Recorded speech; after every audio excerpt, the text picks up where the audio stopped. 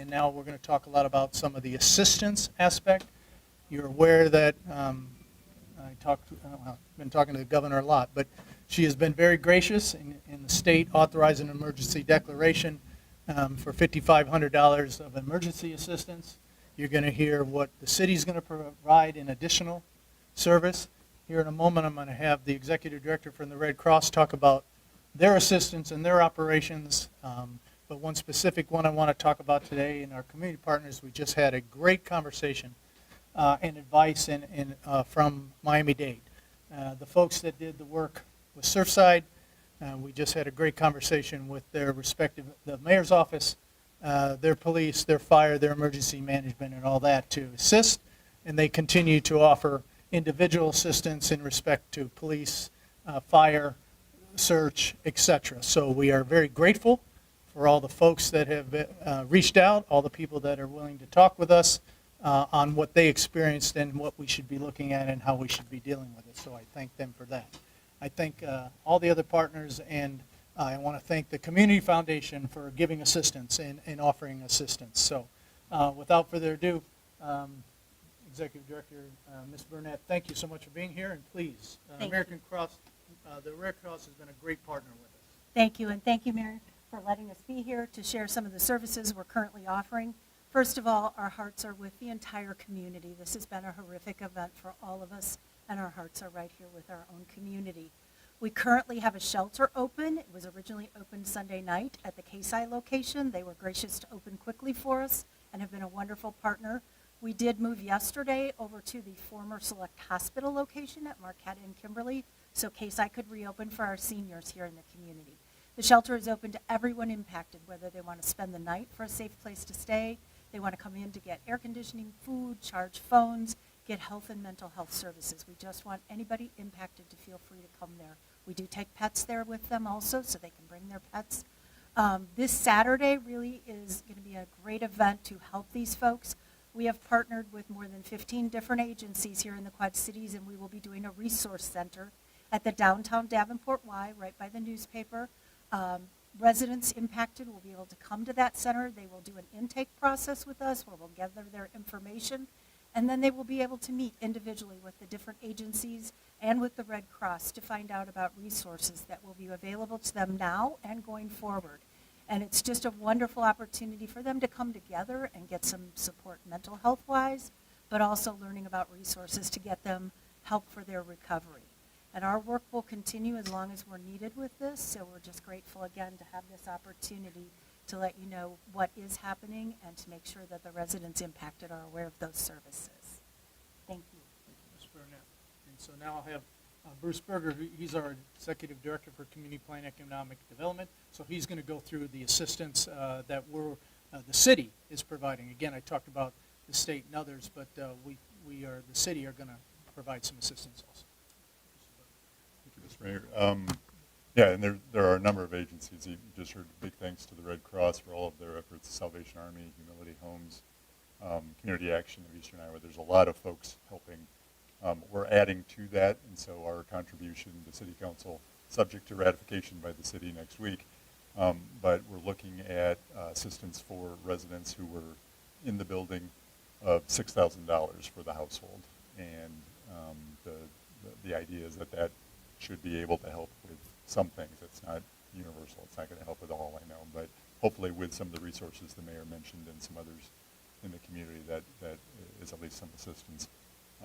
We understand as well on the residential side there are some residents in adjacent buildings that have been displaced as well, and so we're offering some assistance for those folks as well, $1,000 for those households. So the way for those folks to apply for that assistance is, and it's going to be brief, but you do need to come to the Saturday event. So we're really wanting to get word out to folks that way. I know the Red Cross will be. So that's 10 to 4 on Saturday. Secondly, we'd like to assist with commercial displacement as well. So there were several businesses in the building, 324, and we'd like to offer assistance to those folks. We're going to be reaching out to them directly. And then at a lesser amount, that amount I think we've set at $25,000 for the business. Obviously that's to help with all the loss of inventory, probably setting up at a new place, signage, and there's a lot of expenses that go with that as well. And then for businesses impacted in adjacent buildings, because there are several that are still displaced, I think we're setting aside $5,000 in assistance for those businesses.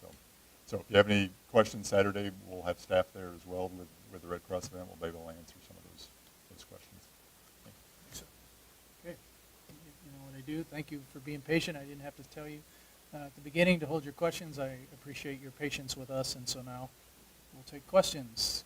I see yours first, sir, so we'll go left to right. I know some of you are over here now. So with these disaster populations, one of you guys are giving out this application. I know they have to either download, submit, usually do it online. A lot of these folks don't have any of this stuff, so they don't even have proof of education. I know that's a step as well. So what are you guys doing to kind of alleviate that issue? Sure. We plan to make this as easy as possible. So there's a little bit of filling in some paperwork that we can hopefully take care of on Saturday with folks. And then if we miss some folks, we will do some follow-up thereafter. We'll go out and meet with folks as we need to. So we're going to try to track that down. I would, a quick plug too for Red Cross. I know they're trying to set up on Saturday some assistance to help with some of that proof of identity, and you know, when you lose everything, you know, you sometimes lose your license and everything. So, Right. yeah. So with that, with this loss of authentication, and a lot of these folks are going to have, like, how fast is the process going to move for them with all this issue? I can at least speak for the city funding. I can't give you a definitive time, but we plan to move. I mean, city council ratification of this next week. We're mobilizing now, anticipating that, so that maybe by later next week we'll be able to start rolling out some of the assistance. Sir? So, 5,500 from the state, 6,000 from the city. How was the $11,500 determined to be? These people lost everything, so how was that figure determined to be the figure to replace everything? We're moving quickly. It's fluid. There is no, justification necessarily on what is the right dollar amount. I think the state probably put as much as they could in. We're positioning our funding from funding that was set aside from lost revenue for the ARPA, the American Rescue Program dollars. So we pivoted as quickly as we can to try to do that. I'm sure other agencies, Community Foundation is continuing to raise money as I understand it, so that amount may change too. So. Ma'am? This is still not said what you plan to do with the building. Those are people that are working on the outside, with family members inside. This is great, you're helping other buildings around and the businesses around, but what are you doing to get them out? What is the next step there? To get who? Get the. The people unaccounted for inside the building. So we, today, again, as I said this morning, but on site was the state search and rescue team again. Dogs are inbound again, and we are continuing to try and determine what we can see there. We had other cameras in, so we're continuing to do that. What about robots? Every second counts right now. What about what? What about getting robots in there? So the Every teams that do technology. this work are bringing all their technology to bear and are determining what to use.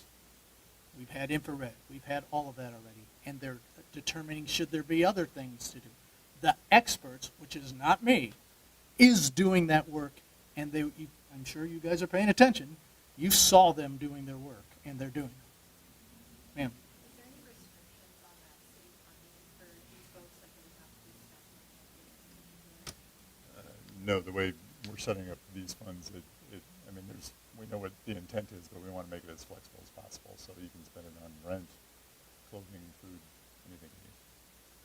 Sir? Is there a timeline? You guys mentioned a lot of the adjacent residents, letting them back into their building, or is that just kind of like a will of the I don't think there's a timeline yet, sir. We have been in contact with most of the owners, I think all of them, directly face-to-face. Okay, going back, sir? Mayor, any information on the band that was arrested today trying to enter the building? I don't have information unless somebody other than don't please jump the fence. Please don't go into the unsafe area. I can't implore you enough. Please don't do that. Sir?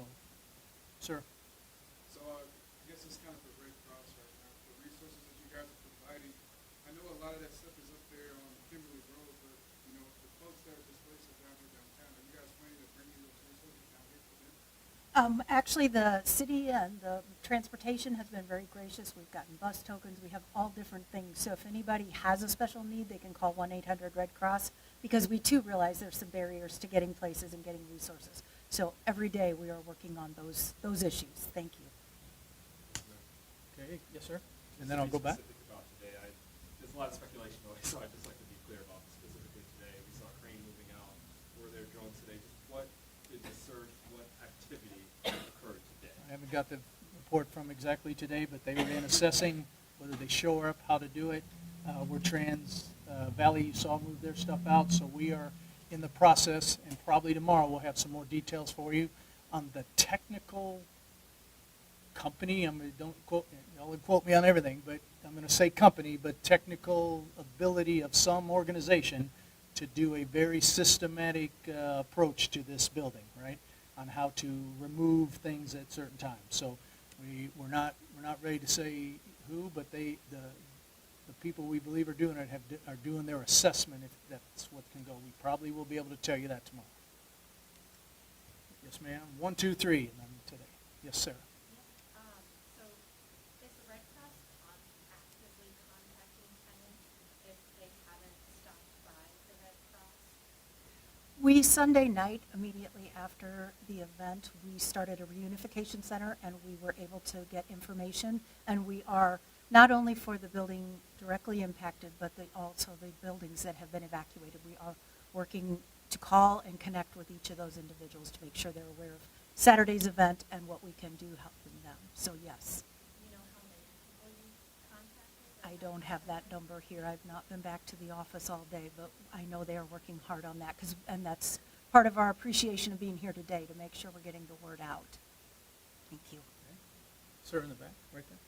Is there a plan, you mentioned that you're still evaluating, is there a plan to potentially evacuate the area?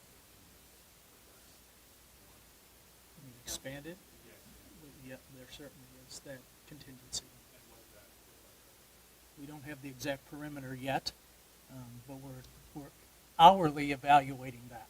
So, ma'am. The majority of these buildings in this area are very old, probably a century old. What are you doing? This could be just the first one to do that. What are you doing to ensure? As I said this morning, we are constantly evaluating which buildings we should go to, and we have a pretty rigorous inspection based on cycles, but we are evaluating where the inspectors need to go next. We are very cognizant of that. Can we call this negligence by the owner of the building? I'm not going to call it anything. Some investigator, we have, as we turned on all the documents and everything over basically on our website, and we'll continue to do that, and then whoever the investigator is will determine all of that. Our focus is still on the safety and hearts for the displaced folks. 1, 2, 3, and we're done. So we're talking about the assistance for people today.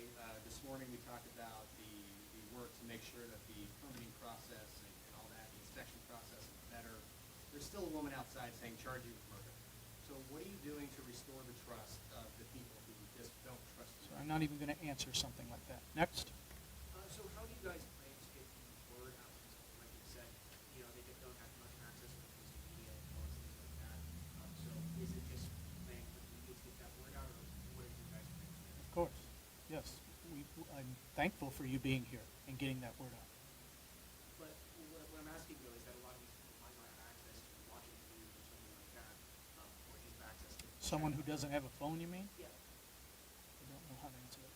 I mean, there's plenty of people communicating with me minutely, so I don't know how to answer. We are trying our best to put everything out, sir. So kind of going back to the resources, I know one thing that's kind of moved from that side over there is porta potties are a little bit more protested and people that's kind of been building around. Those were moved the other day. There are still people that are kind of hanging out. Brandon Colby's son actually stayed the night over there and tried to use the bathroom and hadn't had anything. They were going to come over here and they've been told that they're going to the bathroom only for the week here. Why is that? So is your question then we need more porta potties here? Why is it moved? I think there are. Right? Or did we move? If there are none, I will ensure that there are. They've been moved and they've been not. Okay, they've been so told if that there's, they're I will, the first responders. we'll make sure there's porta potties for folks here. Okay. Sir. Has the city been in contact with the contractor who's doing work on the building so we can circle out? Okay, that's coming shortly. Okay. Violate what I just said. One more. You haven't asked anything. Engineering brought in earlier in the week, so they were on the phone, I think yesterday, saw that. Yes, sir. Can you share with us some of the information? I haven't got that yet. They're putting all that together. But when we get it, you'll get it. Sir and ma'am, and I violate what I said, this is the last two. For people who, live, work downtown, who aren't necessarily in the immediate area, are you guys recommending any kind of, protective equipment for them to wear if this comes down, or is it just kind of stay away? We're evaluating, you want to say?